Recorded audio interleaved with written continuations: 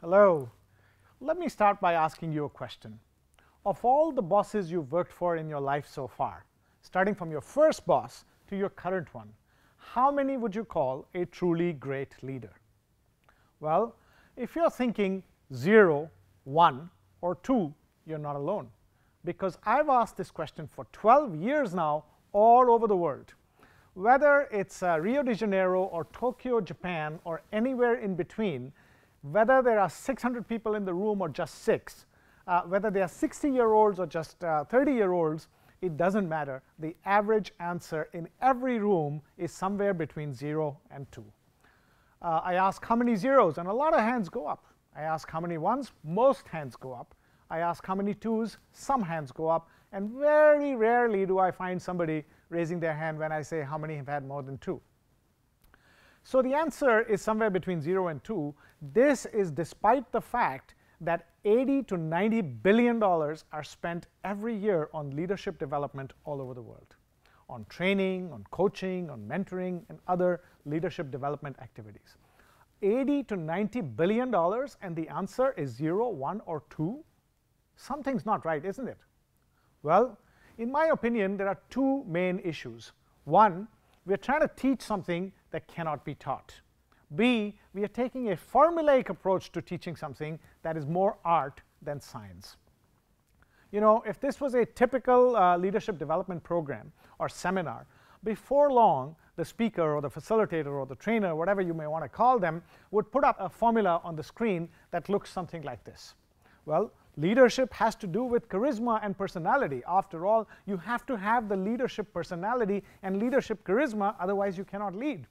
And chances are, by the way, that before you came to the program or the seminar, you filled out a 200-question questionnaire, choosing between 1 to 5 responses for each of the 200 items, and it gave you a 4-letter personality code at the end of it, or an alphanumerical code. Some of these instruments even divide your brain into 4 colors. And then we debate for 3 hours in class whether you have a certain letter that donates, that represents leadership in your 4-letter code, or whether your front left quadrant is a certain color which is more suited for leadership or not. Well, in our research, we found no single personality type better suited for leadership. You know, if I asked you to list your top 10 most admired leaders in the world, you would find that in your own list, you have some extroverts, some introverts. Some lead from the front, some lead from behind. Some are very quiet, some are very loud. It doesn't matter. Good leaders come in all personality types, and there is no one personality type better or worse for leadership. Charisma helps, but charisma, again, is not a prerequisite for leadership. This idea that, you know, for example, this idea that you must have power and authority in order to be a leader. How can I lead my followers if I don't have authority or power over them? I must be in a big position first.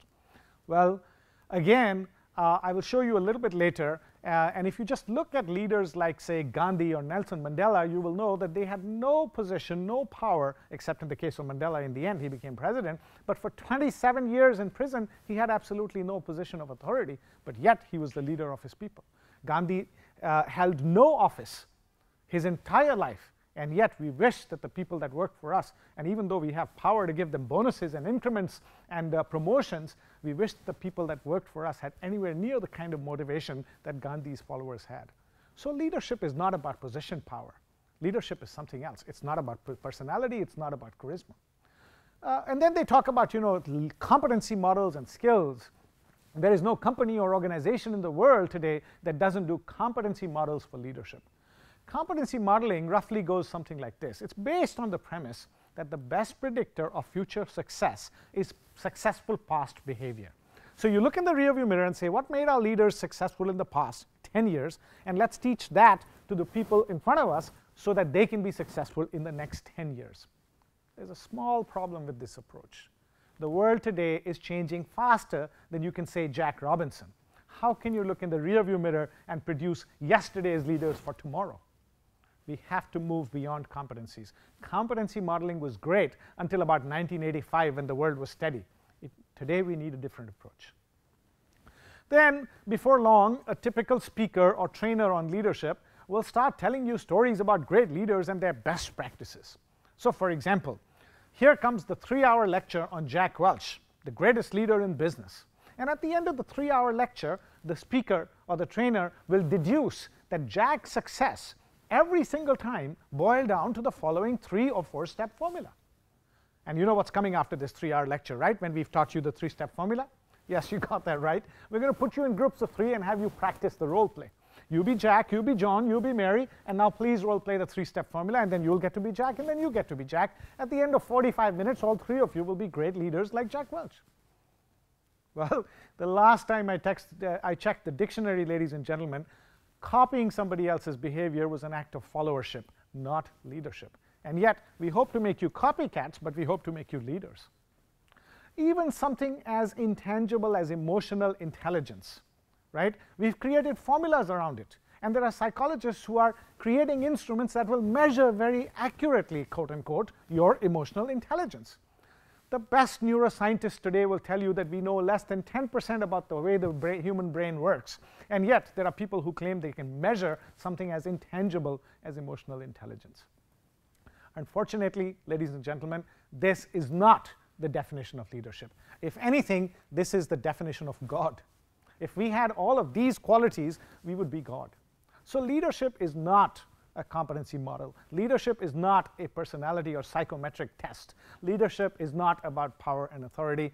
It's not about any of these things. Leadership is about something else. What is it? Well, to answer that question, let's look at some of the people that you see on the screen here. You have some social leaders and you have some business leaders. Let's take Gandhi again for an example. He brought the world's biggest military power of its time to its knees with weapons of mass construction, not weapons of mass destruction. He used weapons like truth, humility, and non-violence to bring down such a big power. He could not order anybody to do something, and yet he was never short of followers. Look at Howard Schultz in the business world, for example. When he was 7 years old, his father had a trucking accident and was laid up for 3 months. His father was a temporary truck driver, and now because he was going to be laid up for 3 months, there was going to be no income for 3 months, and also huge medical expenses because he couldn't afford medical treatment. From the business world, let me tell you a story first. So it's the late 70s or the early 80s, and a 7-year-old boy is playing in the compound of his project housing building. It's very cold, it's about December, perhaps at about 8 o'clock, and his mother sticks her head out from a few floors above from a window and says, "Hey, you come up, I need to talk to you." So he goes running up, "Yeah, Mom, what's up?" "Your father has had a terrible accident. I need to rush to the hospital. I need you to take care of your little brother and your little sister while I'm gone." And she rushes off. Several hours later, an ambulance is now pulling into the compound, and 4 men come out carrying his father up the stairs and place him in his bed. His father has a cast from hip to toe, multiple fractures on his right leg, and perhaps some other injuries as well. He's going to be laid up for 3 months.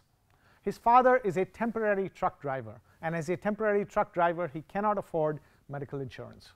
Not only is there going to be huge medical expenses for the next 3 months, there's going to be also no income because as a temporary truck driver, he can only earn money when he is able to drive. His parents teach him how to answer the phone when the bill collectors call. Tell them your parents are not home. For the next few months and years, he really has to sacrifice a lot because even the neighbors, even the extended people in the projects look the other way when they're walking down. He wonders to himself, why is society leaving us behind like this? Why are we being denied the basic respect and dignity that every human being deserves just because we're poor? He cannot find answers to himself. He's now 17 or 18, and he says to himself, if I can help it, I will make sure that nobody around me is treated without the basic respect and dignity that was denied to my parents and I, to my family and I. And no one will be left behind the way we were left behind by society. If I can ever help it, I will create a company my father never had the chance to work for. Now, leave alone starting a company, this kid had no money to go to college.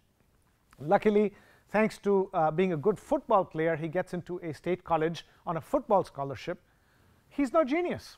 He gets through college with a B average and then gets into the sales department of a multinational corporation. He does very well. changes jobs, and eventually, while he's still on the right side of 30, he's the national sales manager of a multinational corporation, living on the Upper East Side of Manhattan in a fancy apartment provided by the company, earning $100,000+ as salary. His wife is 5 months pregnant, and at the peak of his success, so-called, with a baby coming along the way, he quits his $100,000+ job and moves his pregnant wife and himself all the way to the West Coast to take up a job that pays him a third of what he was earning. Is he out of his mind? No, he isn't. He hasn't forgotten his promise to himself.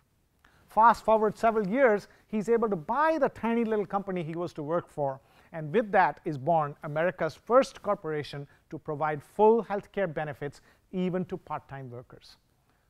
This company is run, amongst other things, on two main values: inclusion, I will make sure nobody is left behind the way we were left behind, and respect. I will create the company my father never had the chance to work for. This company, till today, is now a big multinational. It's grown into a big multinational corporation in itself. It spends more money on employee benefits than on the core raw material needed to produce its product. Does anybody know who I'm talking about? Yes, you're absolutely right. I'm talking about Howard Schultz and Starbucks coffee. You know, when he was trying to buy Starbucks from the three partners of the then tiny Starbucks company, he needed $4 million of capital. Given that he was working, he took a major pay cut to move to Seattle. He had no money. He went to over 200 investors looking for the money, and a vast majority of them said no. They said, get a life. In the days of Xbox and Microsoft, you want me to invest in a coffee bean company? Get real, get a job. But he continued to ask, continued to ask, continued to ask, until he was able to raise the $4 million. My question to you, what will you do after 200 rejections? What would you do after 20 rejections? If you're like me, you'd give up and go on somewhere else.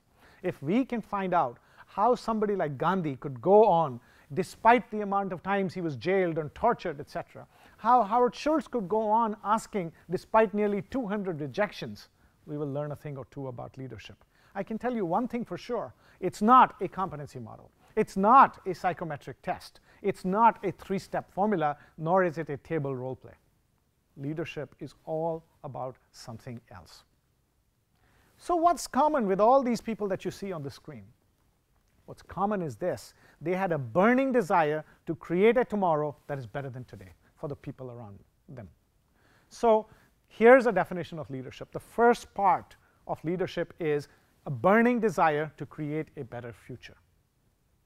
The problem with that, though, is the moment you say, I want to create a better, hey, I want to change something for the better, or I want to create something different, a million people will tell you in a billion ways why you will fail.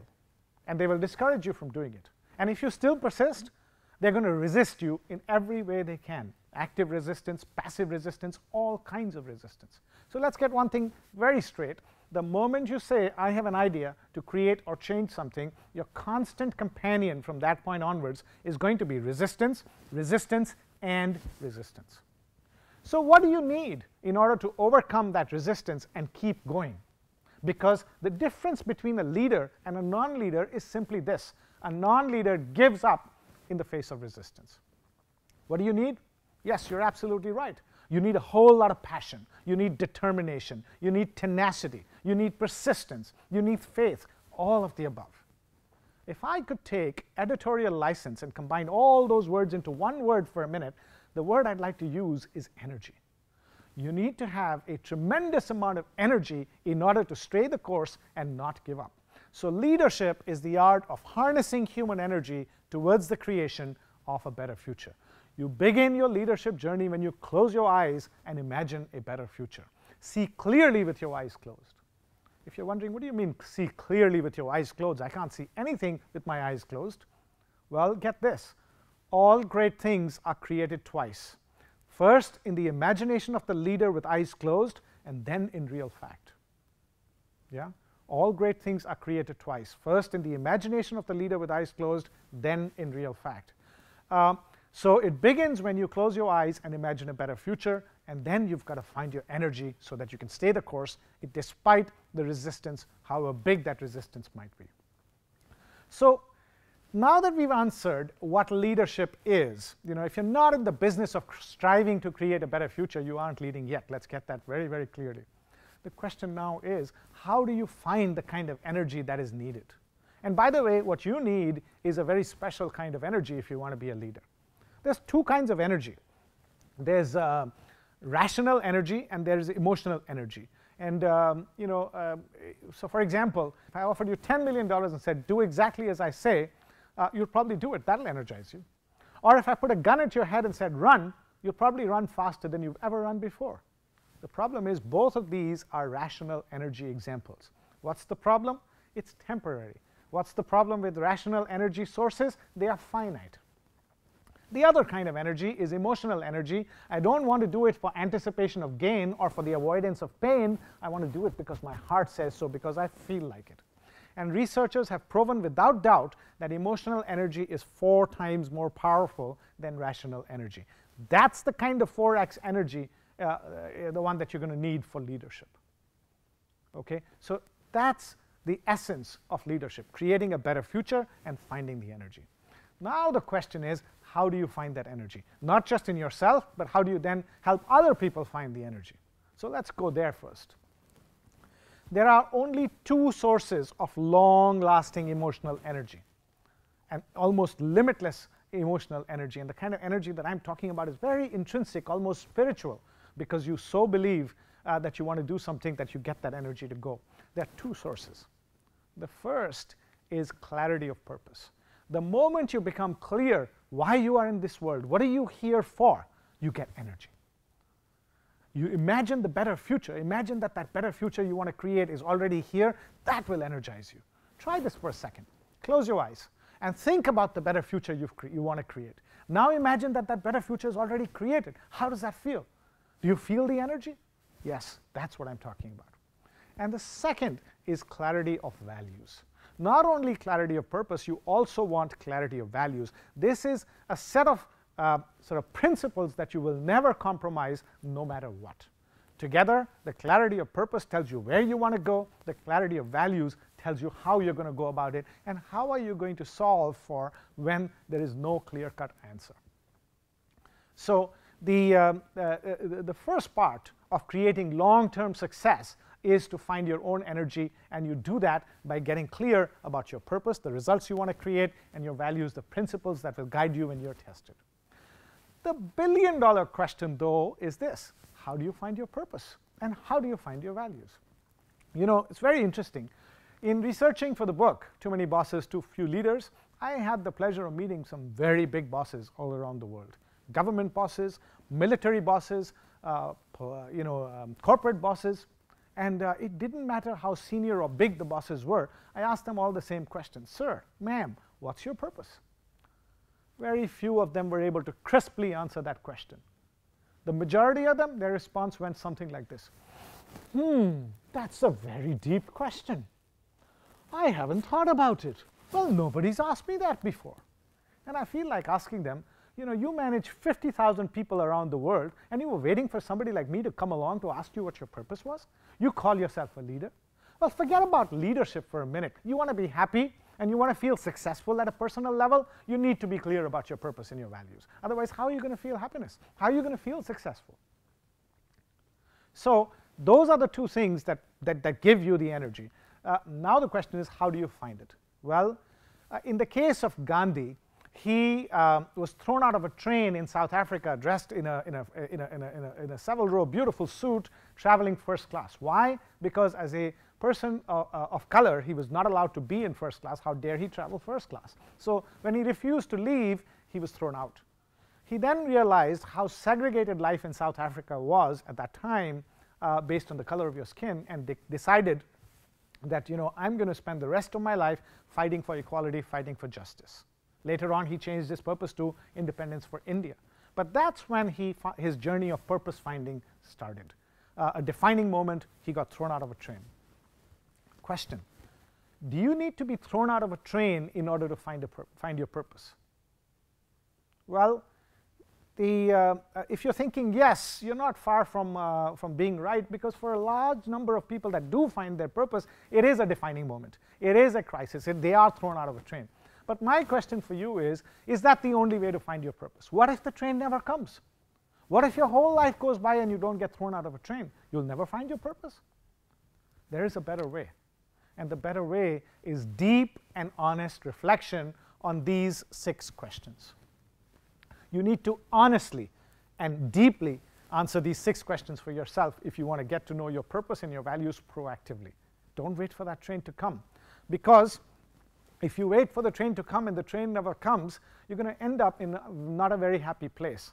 I know that from this nurse who worked in the palliative care division of a hospital in England, where she gave care to people who had just weeks to live. And she would sit by their bedside and ask them, what's your top regret in life? And she wrote a book called The Top 5 Regrets of the Dying. Can you guess what was the #1 regret of the dying? I wish I had lived a life true to myself rather than a life that society wanted me to live. I wish I had I had the courage to express my emotions. Those are the kind of things that came out again and again on top. I wish I hadn't worked so hard. But I wish I had lived a life true to myself rather than the life that society wanted me to live was the #1 regret. You don't want to do that to yourself. The way to avoid that is to proactively, starting today, answer these 6 questions. Now let me warn you, these 6 questions are not going to be easy to answer. You will get disturbed. You will get upset because you're not going to find the answers in 5 minutes or 1 day or even 1 week. You will take months, maybe years, to answer these questions. So it's okay to struggle as you start thinking about these 6 questions. It's not okay to not ask yourself. The first 3 questions will get you clarity about purpose. The remaining 3 will get you clarity about values. But the important thing is to be really, really honest with yourself. You know, the first question, what few things are most important to you? We ask people around the world, what's the most important thing for you? And you know the most common answer? Yes, you guessed that right. The most common answer is my family is most important for me. And I have to say, really? Is it? Are you saying that because it's true? Or is it because you're saying it because it's the societally correct thing to say? Because you know, the moment you say my family is the most important thing to me, I already like you. What a nice guy. You think about your family first. You know, I could hang out with you. But is it really the truth? If it is, great. Show me your diary. Let me see how much time you spent with your family in the last 1 month. My point is, I'm not saying everybody is untruthful about that. If it is indeed the most important thing for you, great. But please don't kid yourself, is what I'm saying. If you want to be the world's most powerful person, if you want to be the world's best-known individual, player, or scientist, well, admit it to yourself and work accordingly. There's nothing wrong with that. But you have to be honest with yourself. So, you know, I'm not going to go through all 6 questions here right now, but you get the idea. You've got to be deeply honest, and then you will get to your purpose and your values. And those are the 2 sources of long-lasting energy. And that's where it begins, finding your purpose and your values and clarifying where your energy comes from. Every time you're down and out, reimagine the better future, your purpose. Remind yourself of your values, and you'll be energized again. Yeah? So that's the first of the 3 levels of leadership. Next, we find that great leaders, all great acts of leadership, have something that we call humble confidence. What do we mean by humble and confidence? Because they seem like opposites, right? Well, they have confidence on the one hand that yes, indeed, a better future can be created. At the same time, they have humility to know that they cannot do it alone, because in today's complex world, nobody has all the answers. So they go out and enlist a bunch of co-leaders. In the corporate setting, those co-leaders tend to be their direct reports. So there are 2 kinds of top management teams. One is a group of individuals that report to one common person, a common boss. A group of individuals reporting to a common boss. That's one kind of team.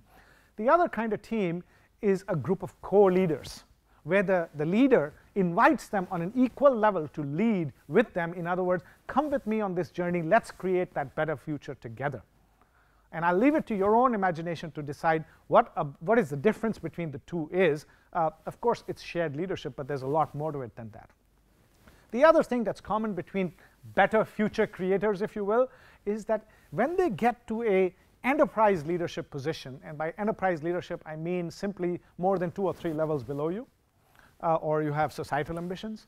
When you get to that level of leadership, you make a transition from I to we. What do I mean by that? we all spend our whole life something like this. Work hard, produce results, get rewarded. Our parents teach us the ethics of hard work and honest work and say, if you work hard, you work honest, you will get rewarded.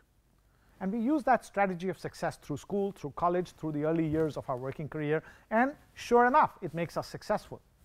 But if you take that same personal strategy of success now here at the enterprise level, that same strategy that brought you here is not going to bring you there. You will actually fail if you don't change your personal success strategy at the enterprise level. Why? Because your job description just changed. Up until now, your job description was to create results so that the organization that you work for could benefit from the results that you created. Now your job description is not to create results. Your job description now just changed from creating results to creating conditions for other people to create results. And this can often be a thankless job. So you got to be prepared, and you got to know for sure that you want to do this. So that's basically the second stage, inviting people to be your co-leaders and making this transition from I to we. And now the third and final stage of creating long-term sustainable success is, together with your co-leaders, what do you do to energize the entire organization or entire society if you're indeed a societal leader? And here, the basic idea is that you and your co-leaders now become energy managers for the rest of the organization. Whether you have 500, 5,000, or 50,000, or 100,000 people working in the organization, you and your co-leaders are now the managers of the organization's energy.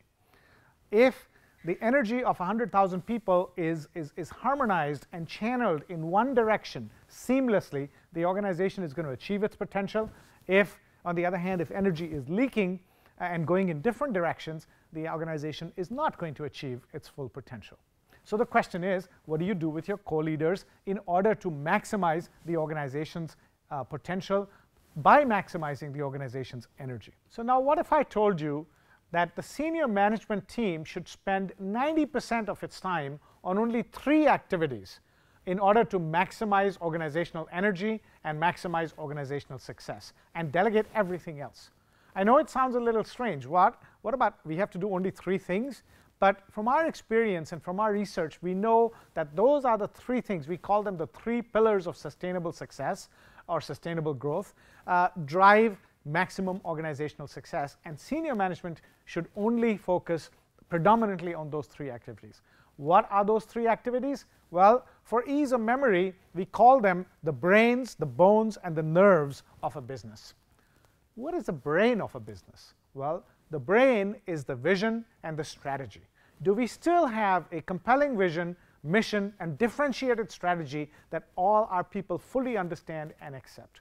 This is a question to do with brains that senior management should visit regularly. In the old days, you could do 3-year, 5-year strategic plans. You can still do the plans by all means, but today the world is changing so fast that you need to revisit this question at least once every quarter, if not more often. And look at what's going on in this question. The whole lot of things that are happening here.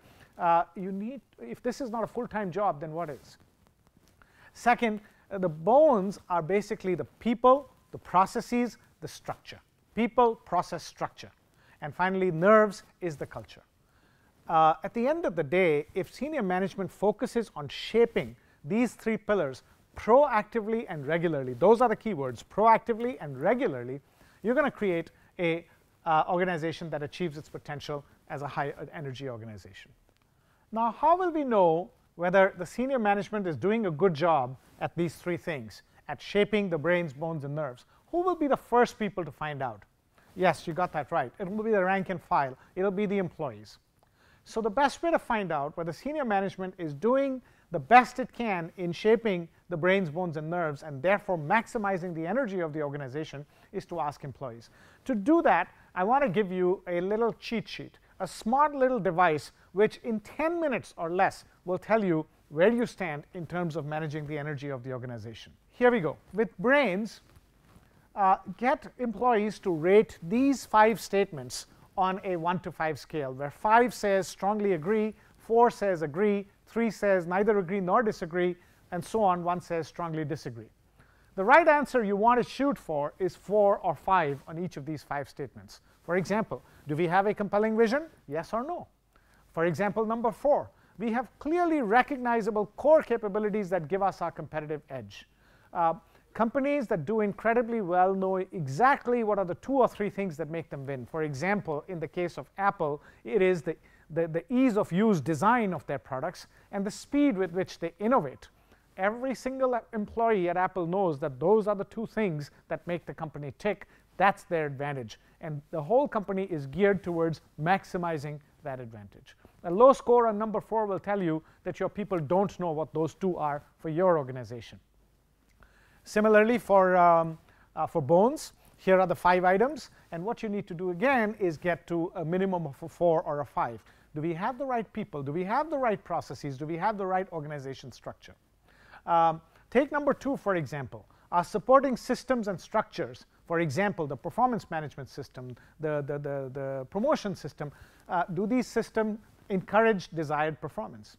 A low score on this item will tell you that even though you've got some internal processes and mechanisms that are designed to produce a certain type of behavior, they might actually be producing the opposite behavior. And once you get a low score here, you can check it. Finally, for the nerves, again, 5 items. And here again, I cannot emphasize how important culture is. The big mistake that organizations make, that senior leadership teams make, is abdicate, I wouldn't even say delegate, abdicate culture change transformation to HR, who further abdicates it to outside consultants. Well, you cannot give this away to HR and to consultants. You've got to own the culture. Because consultants will come in and give you all kinds of complex definitions and processes with which to change your culture, and after a long time you'll find that the culture still doesn't change. Culture change is not difficult and need not be time consuming. Most people think that culture change is time consuming and very, very difficult because employees naturally resist change. I got good news for you. You're wrong on all counts. Employees do not naturally resist change. Employees, you can change your culture as long as you have sincerity of purpose and sincerity of leadership. So the most important one out of these is number 3. Through their actions, our leaders set the right example for others. You want to change culture? Walk the talk, walk the talk, walk the talk, and you'll change culture very, very quickly. Rumor has it that on 9/11, when the planes hit the World Trade Center, Meg Whitman was then the CEO of eBay. She got on a conference call from Tokyo, where she was soon after the horrific events, and told her team, I want you to do 3 things and report back quickly. First, report on the safety and security of every eBay employee and tell me no one's on harm's way. 2, secure our website and our servers, make sure the core of our business is not under attack. And 3, start a charity auction online and get help to the victims as quickly as possible. Clear instructions. For 30 seconds, when there was no answer on the other line, she asked people, what part of my instructions did you not understand, guys? And the story goes that somebody replied, Meg, the first 2 are already completed. The 3rd is well underway. So here's a definition of culture, a simple definition of culture for you. Culture is what your people do when no one is looking. Culture is what your people do when no one is looking. It was not a coincidence that what the 3 things she wanted, her team had already done them. So anyway, that's what it is, the brains, bones, and nerves. What you can do is simply put all these 15 items on a 1-page online form just like this, and have people rate it. Any score, if you've got a large number of people taking this survey, any score above 3.5 is good. Below 3.5, you've got room to work on. When you get lower than 3.5 scores on average on any item, senior management team gets together. You can put the results all on 1 page and see them in 1 picture like this. Think of this as your energy meter, right? And when you have this data in front of you and you have your next management team meeting with this data, you're going to have a much more focused conversation on the following. Are we helping the company grow, or are we hindering the growth? Are we maximizing the energy, or is the energy of the organization leaking? So that's organizational energy. to sum it all up, let me just bring it all together for you. We said that leadership is the art of harnessing human energy towards the creation of a better future. Leadership begins when you close your eyes and imagine a better future, and then put your entire energy behind creating it. Whether you succeed or not is immaterial. The fact that you have decided to put all your energy behind it is what's important. And how do you find such energy, long-lasting energy? Well, by clarifying who you are and what you want, your purpose and your values. That's the personal energy bit. Then you realize that with humble confidence, confidence that we can build a better future, but humility to understand that you cannot do it alone, you enlist a few co-leaders and join their energy together with yours. And then finally, together with your co-leaders, you proactively and regularly shape the brains, bones, and nerves of your organization, and you're going to lead your organization to sustainable success. That, in essence, is what leadership is. And unfortunately, it starts at that very personal and intrinsic level, and that part you're going to have to discover for yourself. Nobody can teach it to you. Thank you very much.